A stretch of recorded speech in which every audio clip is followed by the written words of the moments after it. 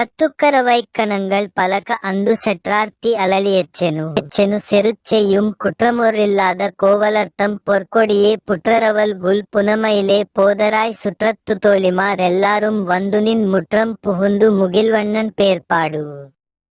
சிற்றாதே பேசாதே செல்வப்பெண் நாட்டி నీ ఎట్లుక్కు రంగం పొరులేలో రెంబావాయ్. భావము ఓ గోపాలకుల తిలకమా, ఓ చిన్నదానా, లేత వయస్సు కలిగిన పశువుల యొక్క అనేకమైన సమూహ సంపద కలిగిన మీ వంశం చాలా గొప్పది.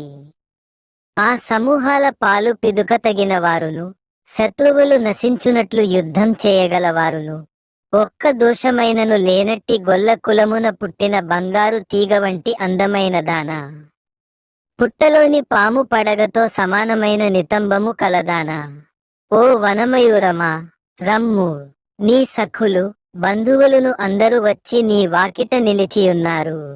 వీరందరూ నీలి మేఘమును బోలు శరీరకాంతి గల శ్రీకృష్ణుని అనేకమైన తిరునామములను పాడుచున్నారు.